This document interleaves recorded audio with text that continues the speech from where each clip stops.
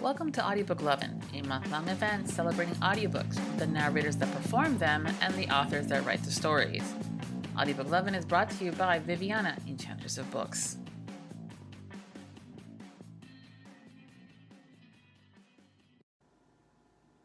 Hey guys, Will Damron here. So I'm going to share with you guys my top 5 things that I think may surprise you about being an audiobook narrator. I'm taking a little break from recording a massive sci-fi novel here. And my thing number 1 that I think might be interesting to all of you at home is what an audiobook narrator's booth, at least at home, in our home studios, looks like. So, let's see if I can get a wide angle here. This is mine. I'm lucky that I have a full room in my apartment devoted to narration and my work. So this is my standalone booth. It's called an isolation booth, which means it isolates the sound from outside. So I'm actually pretty close to Burbank Airport. I have planes that go right overhead. It also isolates my sound inside the booth. And if you take a look, try to hold this steady, that's what the inside looks like. Must have a very comfortable chair. It's kind of dark. Hope you can see that. So it's always worth splurging on a nice chair because you spend a lot of time sitting in it. There's my mic and my keyboard, my computer monitor, because I record myself, and my iPad where I read the book from. You'll notice the screen on the iPad looks kind of funny. I've got a blue light filter on that to protect my eyes because I spend so much time staring at it. I've actually noticed severe eye strain. So that is what the inside of a home narrator's booth looks like.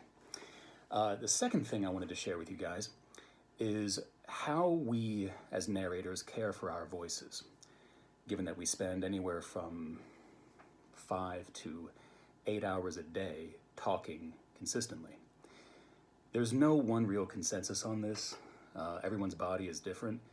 Some people swear by throat coat tea, other people hate that. Some people never drink coffee while they're recording. I think that's insane. I don't know about you, I can't get through a single day without coffee. One thing that's pretty consistent that I think most of us would agree on is water. You gotta stay hydrated. I drink probably 4 to 6 of these. This is a liter per day. And that's not including, if on days that I work out or anything like that. But just staying hydrated in the booth, solid 4 to 6 liters for me per day. What else?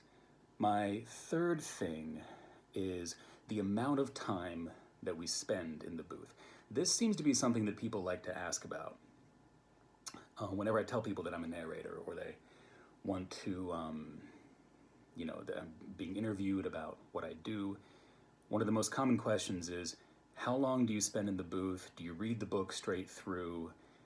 Yes, we read the book from beginning to end. But also, the amount of time spent in the booth varies per narrator, but the normal ratio is it takes about 2 hours in the booth to get 1 finished hour of audio. So your favorite romance audiobook might be 8 hours long. That took a solid 16 hours of booth time, or 2 to 3 days to record it. So that's how we do that. And that leads me to the fourth thing that I think you may not know about being a audiobook narrator, which is the fact that dictionaries rule our lives. Let me explain that. One of the things that may stop you as you're recording here at home or out in the world at a studio booth is the fact that there are certain ways that are considered correct to pronounce words and certain ways that are not. And most often, or very often, these are at odds with the way many of us have spoken words throughout our lives. For instance, if you're from the East Coast, like I am, you may have grown up saying the name of the state where Las Vegas is located is Nevada. It's not correct. It's Nevada, which still sounds weird to me. But I've been called on pickups for that, so I have to do it correctly. It's not avocado, it's avocado. It changes the way you think about words in the way you're speaking in life all the time, because we have to represent a certain correct way of saying things in our audiobooks. And the final thing that may surprise you about being an audiobook narrator is that we don't listen to ourselves.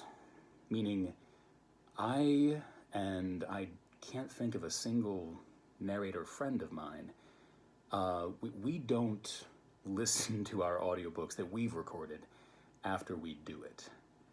Most of us, certainly speaking for myself, can't stand to hear our own voices for that long repeated back to us, because all we're going to hear is all the things we could have done better. And when you're locked in an isolation booth like this for that many hours a day, it's very easy to nitpick your work. So we have to let that go, and one way to let it go is we don't normally listen to the books we've actually recorded. We just trust that it's good and that you guys like it, and we move on. So those are my 5 things that I think may surprise you about being an audiobook narrator. Thank you for watching. Thank you for listening. And I'll see you all around.